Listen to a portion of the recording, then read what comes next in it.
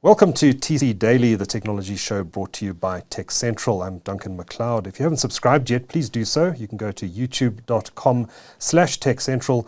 And while you're doing that, why not subscribe to Tech Central's daily newsletter? You can do that at techcentral.co.za/newsletter. Now, I'm really excited about my next guest in the studio, someone I've been hoping to have on the show since we launched TC Daily, and that's Michael Markovitz, former SABC board member and now head of the Gibbs Media Leadership Think Tank. Michael, it's great to see you. Welcome. Thanks for having me. Pleasure. Now, we're going to talk all about public broadcasting more broadly, even the whole media industry today. Lots of ground to cover, but we're going to start somewhere. So let's chat about your new role, and that's as head of the Gordon Institute of Business Science Media Leadership Think Tank.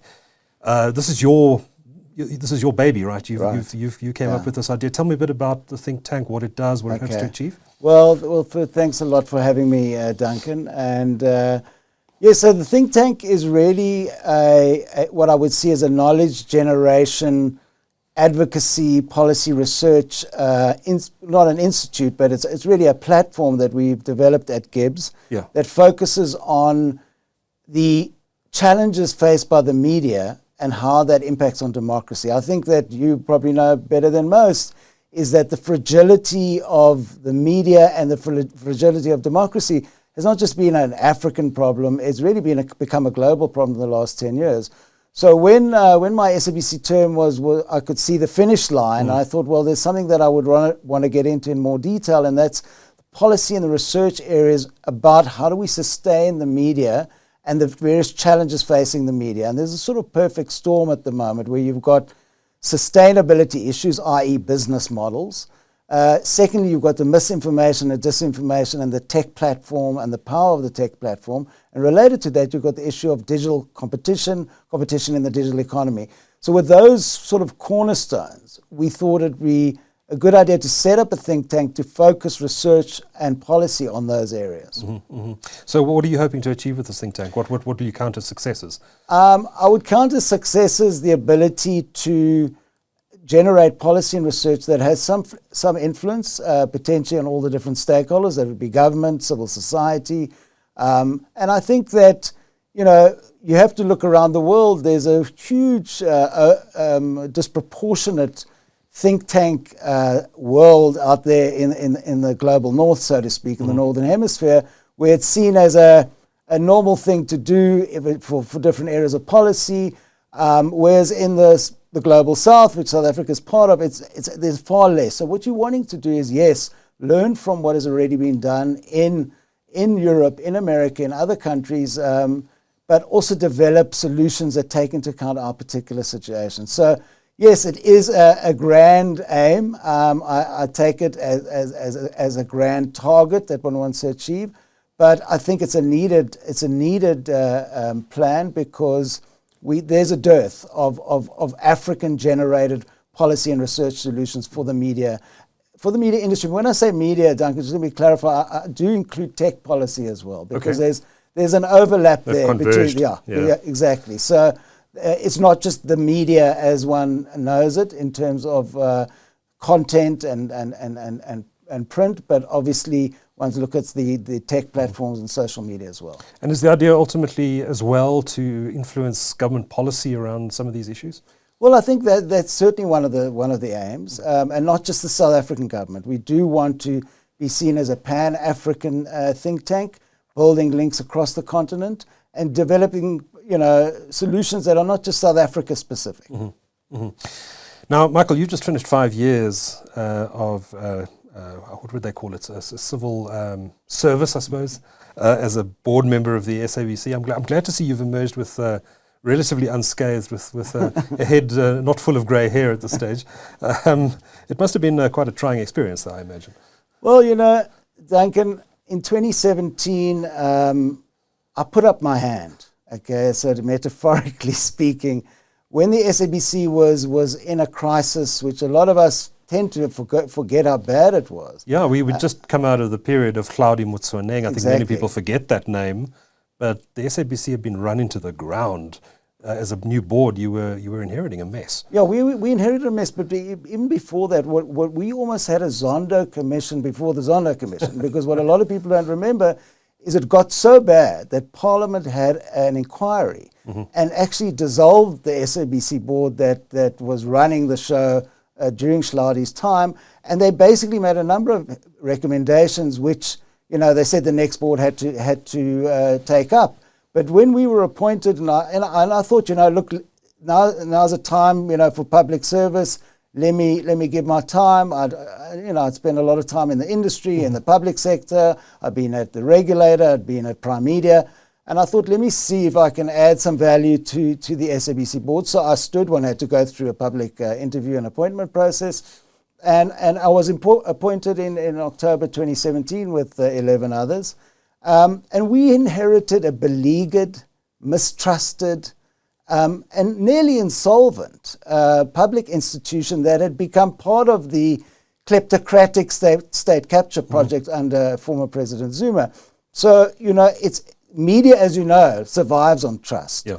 And rebuilding trust was really a very important, an important job. But we were very lucky because on the day of our appointment, and I think it was a serendipitous moment, is the Gauteng High Court came out with a judgment in SOS versus Minister of Communications, which said quite clearly that the minister was precluded from being involved with the board and that the board was exclusively in charge of the SABC. I'm paraphrasing. So with that judgment in mind, the board took office knowing that it had those independent powers. It had the independent powers to appoint an executive team. And that without the involvement of the executive arm of government. And I think that also clarified government's role. They then understood what their role was, and I think that was a very important start. Helped a lot. Now, I must ask you this question. We've spoken over many years about the role of public broadcasting, and I think we've had some robust debates about the value of a public broadcaster. Are you more bullish or less bullish now than when you started about the role and importance of public broadcasting in the context of the South African landscape? I'm bullish about the need. I'm not bullish about the sustainability. Okay? So on the need side, I believe that public media is a public good. What is a public good is something that is not easily replaceable. So you have to ask yourself the question, if there was no SABC, who would do vernacular broadcasting? Who would do the different types of local content that we do on radio? And I still say we, so let me just excuse that because 5 years is a hard habit to shake. But the SABC really has a role that is not easily replicable by the private sector. Right. So that's your starting point, And then the second thing is that there's actually been a lot of studies around the world about the link between a well-funded, independently run public broadcaster, or public media as people now like to call it, and the democratic health of a society. So there's that link that has been firmly established where public broadcasting is funded properly and run properly. There's a correlation, and I know correlation isn't causation, but a very strong correlation between a well-funded public broadcaster and a strong democracy. So I'm bullish on the need. The sustainability is a separate issue. Yeah. I mean, something very clearly went wrong in the Zuma administration. The SABC was run into the ground. There was a crazy man running the show. Now, that was obviously not the intention of the legislation and all the regulations that sit around the SABC. Yet it happened. Yeah. How do we stop it from happening again? Yeah. Well, that's a very good question, Duncan, because what you've pointed to is it's not just about a board or a management. It's the ecosystem. It's about the policymaker, government. It's about Parliament, the oversight, and it's about the regulator and the public. So you need a lot of things to work, or reverse, to go wrong for the SABC to fail or succeed, as the case may be. And you could ask yourself the question, well, why did the Hlaudi Motsoeneng situation, was it allowed to develop? It was a failure of the ecosystem. It was a failure by Parliament until the very end, and credit to Parliament where credit is due. 2016, 2017, they saw what was happening, and they decided to form an ad hoc committee to investigate. And as I said, that led to the dissolution of the board. But there was a failure during that time to take seriously what was going wrong. And I think the failure was also on the government side, is, as we now know, the minister that was primarily running the SABC then was identified by Chief Justice Zonda as one of the implicated people in terms of allegedly being captured by the Guptas. We're talking about Faith Mutambi. Faith Mutambi, and she was also involved in the unlawful removal of board members and the unlawful involvement, as that court judgment found. In fact, it was her behavior to the SABC that motivated civil society to litigate against the minister, and the SABC itself. So in a lot of ways, one can thank Faith Mutambi, because it was her behavior and involvement, as I said, that led to the clarity being given by the courts. And I say thank in inverted commas, but it did lead to a very important judgment, which is looked at around the continent with a lot of envy, because most public broadcasters are seen as state broadcasters on the continent, where they're just simply seen as the mouthpiece of government. And, often the SABC had come to be seen as that. The SABC was seen as that. And yes, there were a lot of very good people working within the SABC. We had the stance of the SABC, so-called SABC8, who stood up to Hlaudi Motsoeneng's protest directive, where he directed that no protest should be shown or violent protest should be shown. And it was clearly, was over. That is kind of very naked editorial interference was overturned. But that, people did stand up. But ultimately, it was very difficult when the person and the board that was running the SABC at the time did not share the view that the SABC should be an independent public broadcaster and as a pillar of constitutional democracy. They didn't see it that same way. They saw it as an institution to be controlled either for narrow political ends or nefarious purposes. That court judgment that you referenced, has that done enough, or do we need to see legislative changes? Do we need to see other measures to strengthen the corporate governance and the oversight of the SABC? I'm just asking this, what happens if we have another rogue president after Ramaphosa? What happens if we have a rogue communications minister who wants to come in there and appoint another Hlaudi Motsoeneng? Have we got, are the procedures, are the rules sufficient now after that court judgment? Does that court judgment give enough precedent to stop that from happening again, or is there a risk that it could happen again? I think there's always a risk that it could happen again. I think, America thought its institutions were pretty strong, and look how close they came to really almost a coup. So I don't think one can ever be totally relaxed or complacent about these things. But what one would like to see is a lot of the elements of the judgment codified into legislation. And the SABC has made substantive proposals to government about not only funding how the SABC should be funded in the future, but in terms of that governance element, clarifying those areas where the act is silent. So yes, I do think it can be strengthened, but at the end of the day, I don't think any law is totally is the guardrail foolproof or bulletproof. I think one has to have the people that believe in upholding the Constitution that are selected for these important positions. Right. So when you came in, the SABC the atmosphere there must have been pretty toxic. The newsroom fighting with Hlaudi Motsoeneng at the time. The board, just to explain the role of a board member of the SABC. Is it different to a director of a JSE listed company? Are you more involved in running the day-to-day affairs of the business? No, we are strictly not involved. We board members are strictly not involved in the operational affairs of the SABC. The board appoints the top three, the CEO, the CFO, and the COO, and there's normal quarterly oversight. But with a business and a company like the SABC, you end up having to meet a lot more than quarterly. A lot of issues come up that require the board to meet, and COVID fast-tracked a lot of digital services, so the board was able to meet quite easily over the pandemic. But, one of the key things for the board was to rebuild public trust, which is not easy, okay? You could just read what people thought about the SABC. Even 5 years in, Duncan, even though the SABC covered 2 elections and got a sort of bill of health from civil society organizations, talking about the 2019 and 2021 elections, that the SABC covered those elections fairly. That had never happened before, where civil society said we're totally happy with, maybe back in the day in the mid-90s. But since then, I think SABC had lost its way. So I think the main thing was also to develop new editorial policies, and that was done in 2020.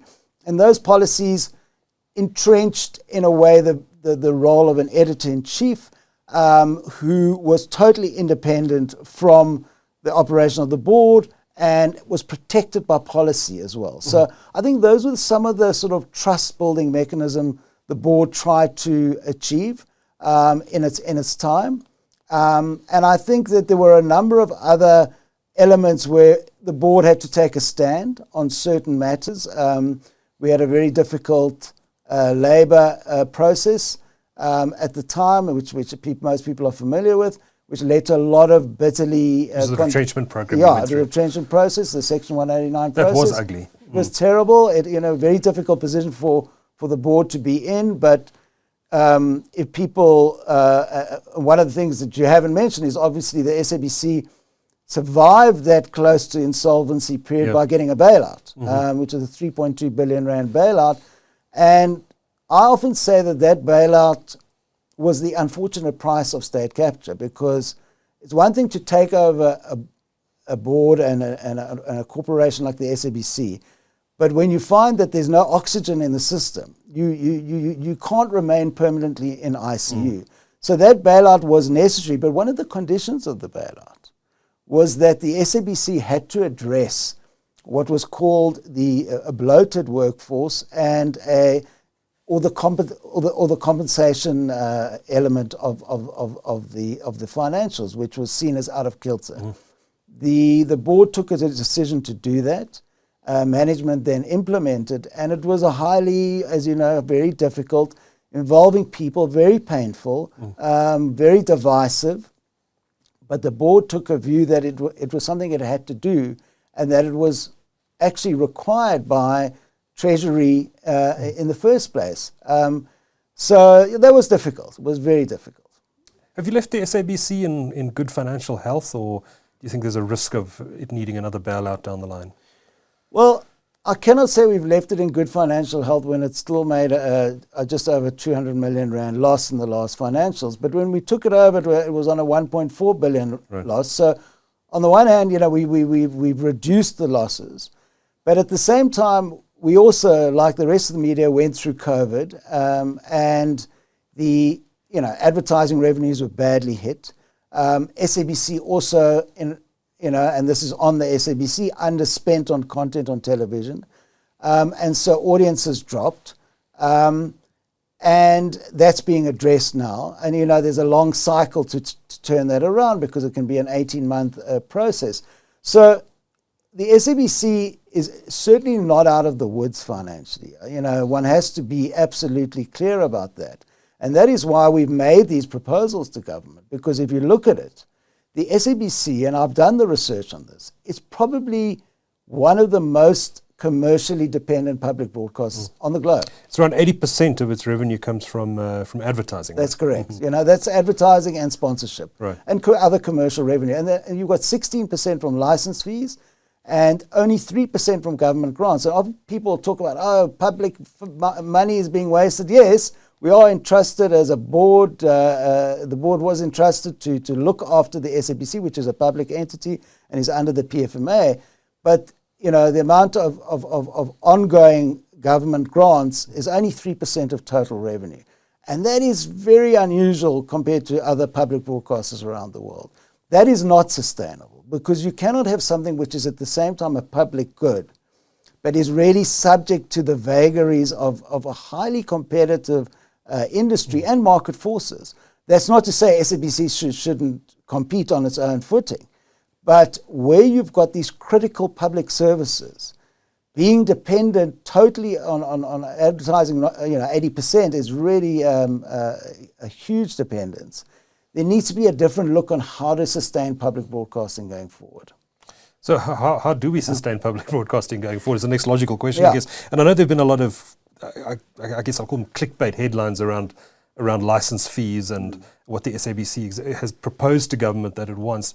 What is it exactly that the SABC has proposed to government? Okay, so I think that's an important lead in, because I think there's been a lot of misinformation by clickbait media who seem to thrive on not only real misfortunes of the SABC, but they tend to sort of generate clicks out of imagined misfortunes.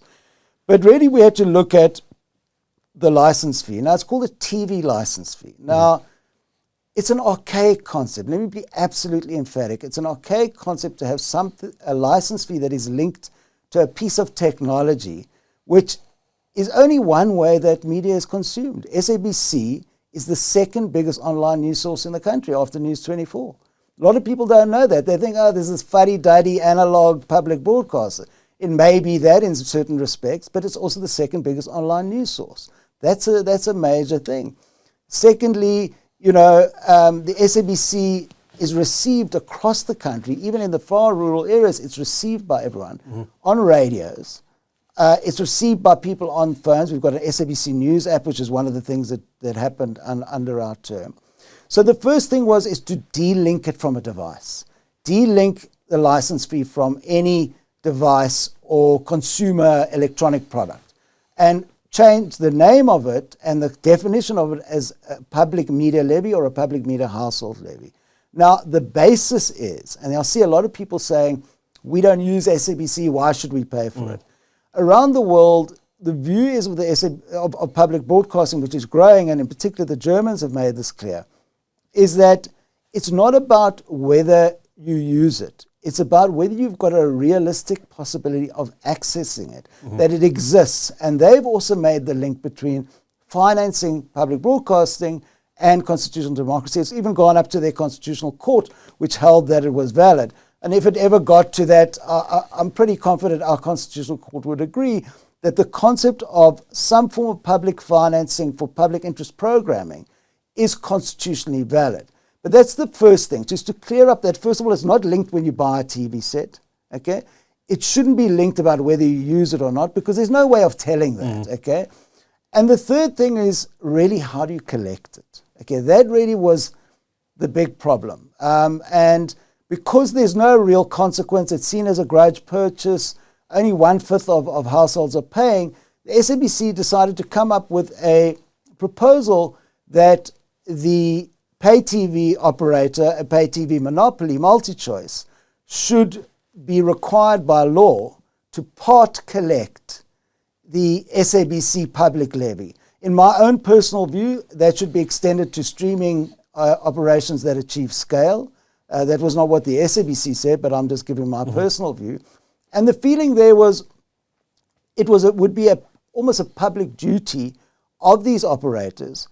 They're not subsidizing the SABC, they're just using their collection mechanism, their payment mechanisms. And I would see it very similarly to what the airlines do, where you've got to pay a tax to Icasa or whatever airline taxes are. You've got private companies paying in a tax to sustain the airports. You look at tourism levies where it's collected on your hotel bill, you probably don't see it, it's at the bottom. And SABC was thinking of a similar thing, saying, look, you guys have got efficient payment mechanism. We're not asking you to collect from people who've already paid. Obviously, there needs to be a back-end system to establish whether people have already paid, and if they've already paid, there must be a way that they don't have to double pay. But to the extent that they haven't paid, they should be required by law to collect it.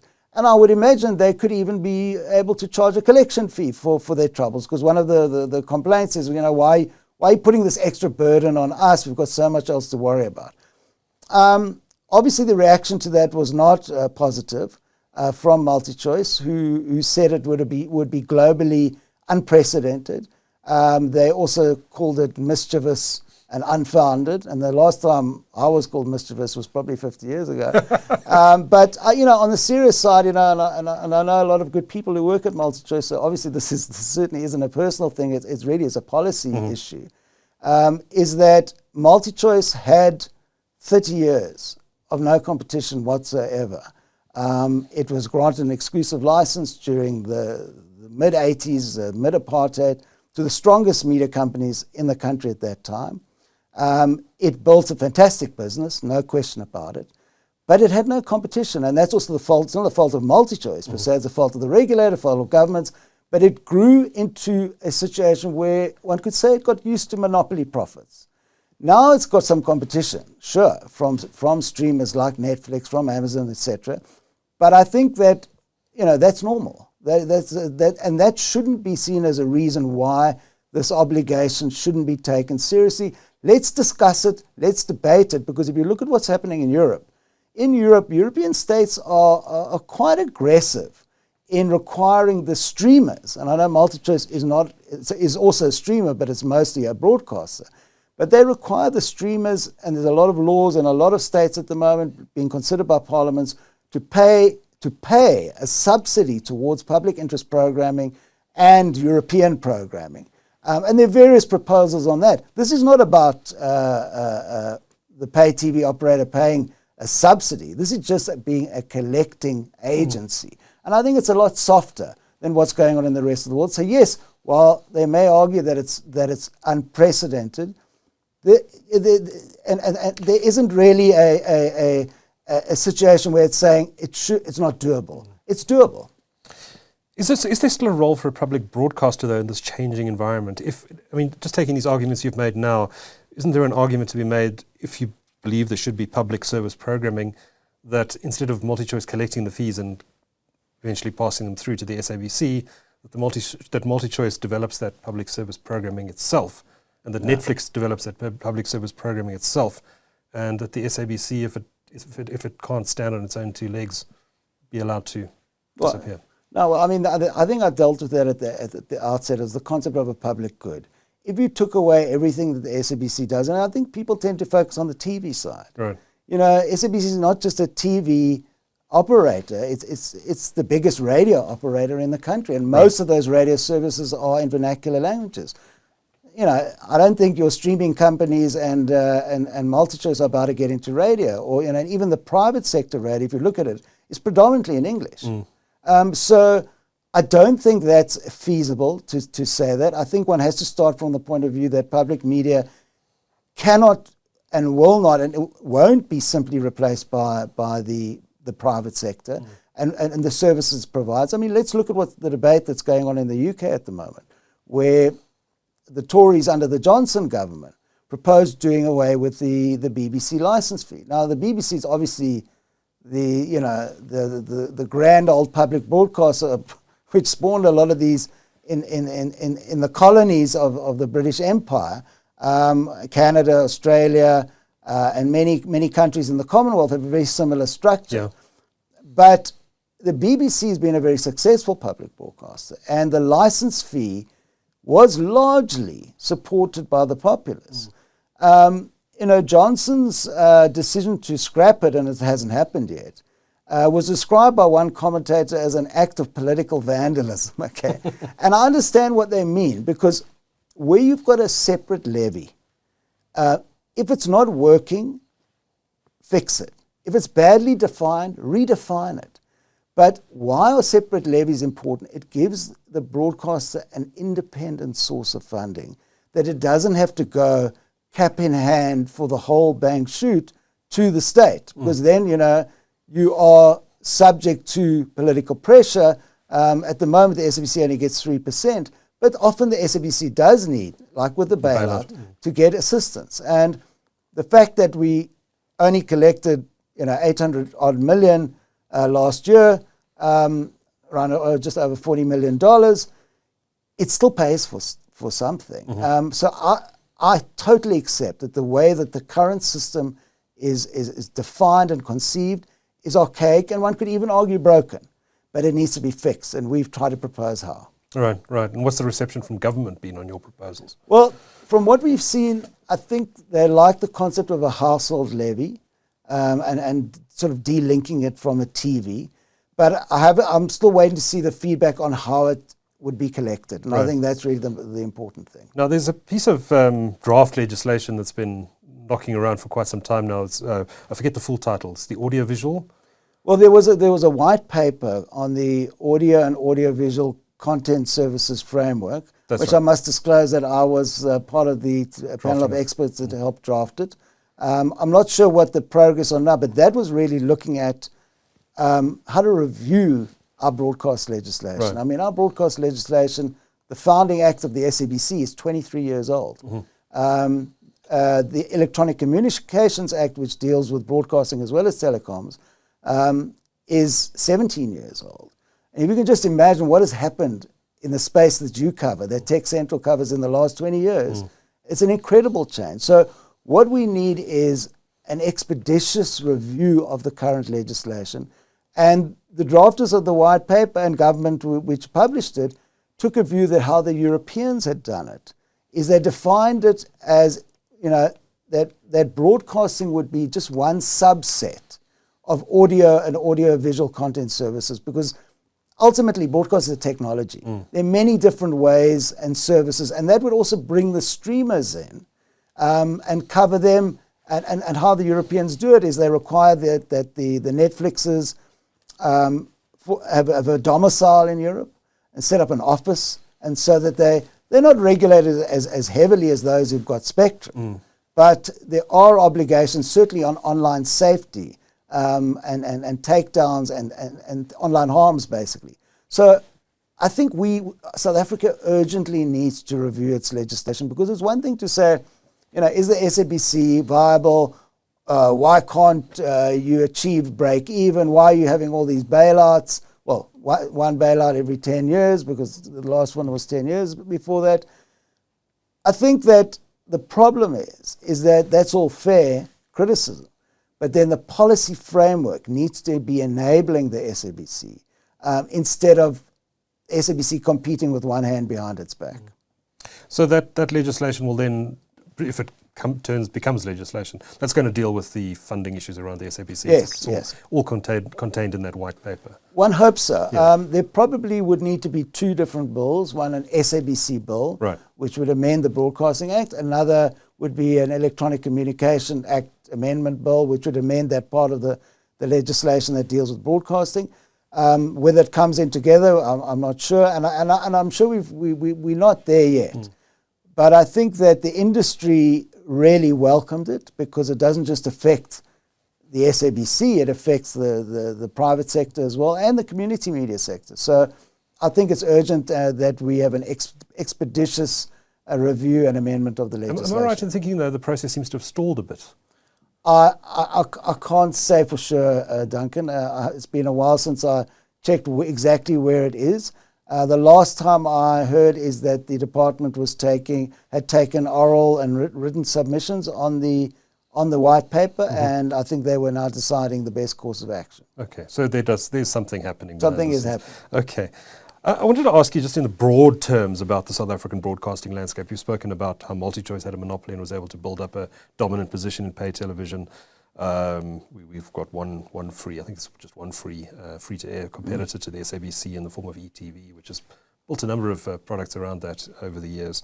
But just looking at the way the market is structured, we've got the streamers coming in. It's got StarSat, which came in to compete with MultiChoice. I don't think has done particularly well, providing competition in the satellite pay TV market. And we've got the SABC. Just looking at top-down at the way the market is structured, what do you think is working well, and what needs to be fixed? And if there is stuff that needs to be fixed, how should it be fixed? That's a tough question. I think the first thing is what we've just been talking about, is that the policy framework needs to be fixed. Okay. I think that once your policy framework is fixed, then I'd be more inclined to say what you're saying is, let the games begin, let people compete fairly on a very well-defined policy framework. But it's not really equitable. And the SABC has identified a number of areas. It's not just legislation, Duncan. It's also Icasa regulations that have been a problem for the SABC. In the one hand, there's obviously the publicized must-carry rules, and there's also the sports rights area. And, you know, SABC felt that not only was the legislation outdated and needed to be changed, but regulations that had been passed, 2008 and even earlier on both must-carry and must-carry was 2008, sports broadcasting was a while earlier. Time had moved on, and one of the things that the board achieved was that Icasa did amend the must-carry regulations to say that there needs to be commercial negotiations between MultiChoice, or didn't name MultiChoice, but subscription broadcasters and the public broadcaster for the public broadcasters' TV channels. I understand that those negotiations have already started, and I don't know where they are at, but that's started and that's progress. On the sports rights issue, sports is a public mandate issue, and obviously the public broadcaster has to acquire rights to cover national sporting events. But it found, when you talk about the market structure in the sports rights area was absolutely skewed, with the situation that sports rights bodies, and I'm talking locally and sometimes internationally, would give all the rights. I will not give. MultiChoice would buy all the rights on all platforms, and even platforms that it doesn't use, and then SABC would be required to sub-license those rights from MultiChoice. It was in the sub-licensing of those rights where SABC started encountering problems. One of them was that MultiChoice decided to require that SABC not show whatever rights were being acquired. I think one was the PSL, the other was when SABC was trying to acquire rugby rights, is MultiChoice said, yes, you can have these rights for whatever money was being asked for, but you can't show them on SABC Sports Channel, which is on OpenView and DTT and on streaming. You can only show them on a terrestrial network. Now, the SABC felt quite strongly and put it to MultiChoice that was, anti-competitive. It was the dominant player and is the dominant player in sports broadcasting in South Africa. SABC launched a sports channel, which was another thing that happened under the previous board's term.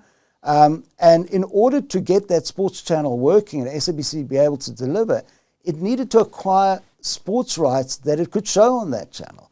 And yes, that channel is on the OpenView platform, but it's irrelevant because it's an SABC channel. It doesn't matter where it's being carried, but MultiChoice stuck to its guns. And the consequence is that the SABC has now submitted, well, not now, a few months ago, a complaint to the Competition Commission, and that complaint is before them. I can't say much more about that now, but I can confirm that that complaint was put in, and it was about the sub-licensing of sports rights and the concerns about anti-competitive conditions. So market structure, there were changes that are required on the regulatory level and on the legislative level. Right. There have been a number of complaints over the years to the Competition Commission. I remember StarSat also lodged a complaint at one point about licensing one of the SuperSport channels for the StarSat service, and it never went anywhere. The complaints about MultiChoice at the Competition Commission never seemed to result in anything. Is that a fair comment, do you think? Unfair question, perhaps? I think that's unfair. I think you asked the Competition Commission that. Fair enough. Let's talk then about digital migration. I'm sure this was a top-of-mind issue for you throughout your 5-year tenure at the SABC. Given all we know now and how far behind this project is and all the disastrous steps along the way, how do you think this project, in hindsight, should have been done? Well, that's a great question, Duncan. I mean, often I say to people that when you look at the maladministration of the pre-2017, let's call it sort of the 10 years pre-2017, it wasn't just some of the allegedly and proven corrupt deals that were done. It was the deals that weren't done. It was the decisions that weren't taken that I personally believe were the most damaging. And what I mean by that, I mean that the SABC should have had its own box from the start, and that the SABC should have done exactly what MultiChoice does with its box, control it vertically.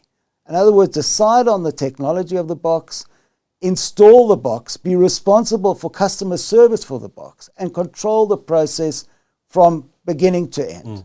But unfortunately, what happened here was SABC did not do that. And government decided, in their wisdom at the time, to become involved in the procurement of these set-top boxes for the indigent. Okay, and that's where I think things started going wrong, because then the SABC suddenly was dependent on a technology platform where Centec is the distributor, but the box upon which its content was going to be carried, SABC had zero control over what type of box it was and the installation and verification of that installation. And I think that's where the problem started. And then successive boards came in, and there were debates about policy, which I won't go into here. You've covered it extensively. And I think really then one thing that the SABC had to be sure of is that, okay, history is history. It's too late for SABC to get its box. Financially, it would not be possible now. That ship has sailed, and that's why the SABC has done other platform deals, so it's not dependent on one platform. But the SABC is also dependent on the installation of those boxes in a critical mass of homes, particularly not just in the indigent, but also for people who are not indigent to be able to buy those boxes in the retail market. And that's been one of the concerns expressed by the board that I was a member of, was that they were concerned that this installation process had not gone as well as one had hoped, that the SABC was vulnerable. Remember, it was going to be switched off on the 31st of March. The SABC was vulnerable to being switched off because a lot of its core audience are the poorer and most precariously poor people in South Africa, who don't have a voice, who were not able to phone up talk shows in the metros and complain about it when suddenly their screens went blank. But those audiences are SABC's core mandate audiences. And therefore, it was a huge risk to see the potential of those audiences being lost to the SABC and those audiences losing access to the public broadcasters' news services as well. So those were the concerns that were expressed. I think it's been publicly reported what happened. The ETV took the minister to court. Eventually, the Constitutional Court found that the deadline was too aggressive, and now the minister is going to be consulting with the SABC, with the private sector about a new switch-off date, and I think that's a welcome thing. I think, and in the meantime, I think there's been more installations happening. But I do think that there's a concern for me is that there is a lack of alternative boxes apart from multi-choice and OpenView on the retail market. And I think that there's a gap in the market for someone to take. Right. I mean, but looking back at this thing, I mean, there were so many vested interests. So at one point, I remember Chris Becker of Naspers and the Minister of Communications at the time, Yunus Karim, having a public falling out with each other. I think that was probably the low point in this whole entire process. But at the core of it, was this because politicians were trying to run the process, getting involved where they shouldn't have been in commercial decisions?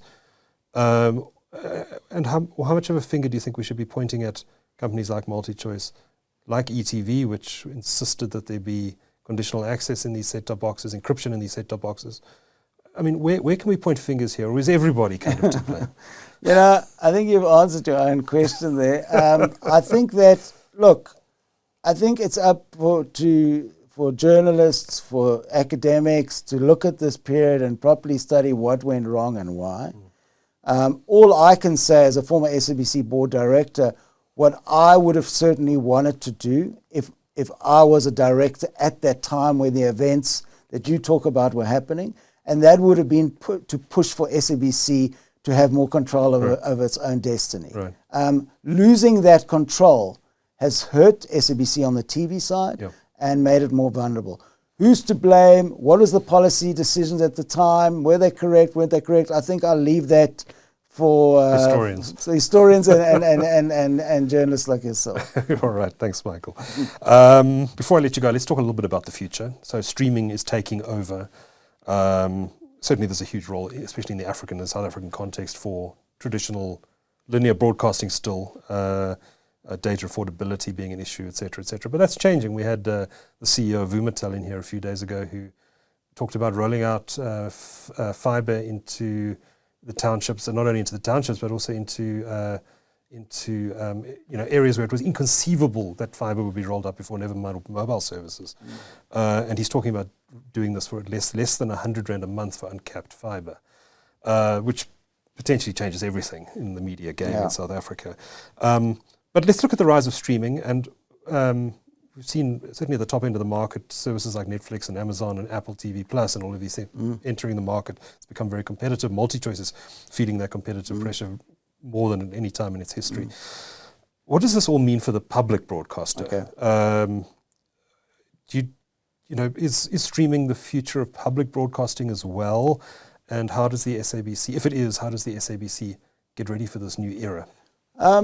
I think the SABC is very well aware of what it needs to do in this space. I think it made announcements previously through our management at the time that the SABC needed its own streaming platform, because what the SABC has got, which the other streamers don't have, and of course the SABC doesn't have, what they've got is multi-billion-dollar content budgets. Yeah. But what the SABC does have is an incredible resource of indigenous language programming on audio and on TV. The archives are currently being digitized at hundreds of thousands of hours a year. And that the digitized archives of the SABC could become the pot of gold underneath a streaming platform for the SABC in terms of the depth of that platform. No one suggests for 1 minute that the SABC is going to come out and compete head on with these global platforms and with MultiChoice, because they're covering a particular niche of high-end premium content.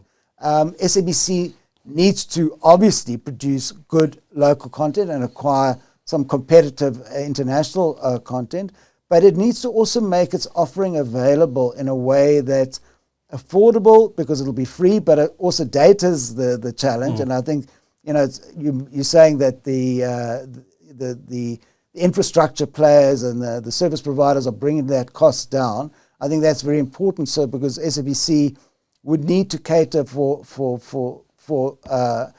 audiences that may not be able to afford streaming. And so I think it's important that when they launch a streaming service, which is very much on the cards, hopefully in 2023 it'll be its SABC's own streaming service, that it becomes the future of the SABC. Because everyone is consuming, everyone who can afford data, that is, let me just qualify it, consuming media on their phones and their devices. And SABC is very well aware of it, but unfortunately and fortunately, when SABC or anyone who's subject to the PFMA does a procurement of that size, it's obviously a much more time-consuming process. But when I say fortunately, we've had too many issues in the past where tech in the public sector has not led to good outcomes. There's been a lot of challenges, well reported on your site as well, on just big tech projects that have failed dismally in municipalities and government departments, and we don't want to see that again. We want SABC to come out with a properly procured platform that is best of breed and that can, be attractive. And that the SABC is not seen as just old technology, old content, that it has new, fresh content that it's able to attract a younger South African viewer and listener to. And I'm pretty confident if that platform can be launched in 2023, that new journey can begin for the SABC and play a part, hopefully, in the sustainability of the public broadcaster. What are we looking at here? I mean, is it going to be something like the BBC's iPlayer, that level of sophistication? Look, all I can say without getting, the tender details were public in terms of the specs that people wanted, but that's very similar to what the aim was. It's not when the BBC iPlayer launched, it was like a hey wow moment for everyone, but now it's quite a common platform. What I like personally about the BBC iPlayer was that you had to put your license fee number in to get access to all the content. So while it's not a subscription platform, it was saying, well, it recognized whether you'd done your public duty by paying the license fee. And I think when one's talking about others collecting the SABC's license fee. That is not to say the SABC is absolved from collecting it for itself. It must carry on. It's just to collect from those who haven't paid the SABC directly. Michael, we could talk all afternoon. There's so much to talk about in this space, but we have to call it at some point. It's always great to chat to you. Let's get you back into the studio at some point and talk all matters broadcasting and media. Michael Markovitz is head of the newly created Gibbs Media Leadership think tank and until recently an SABC board director. Thanks for a great discussion. Thanks for having me.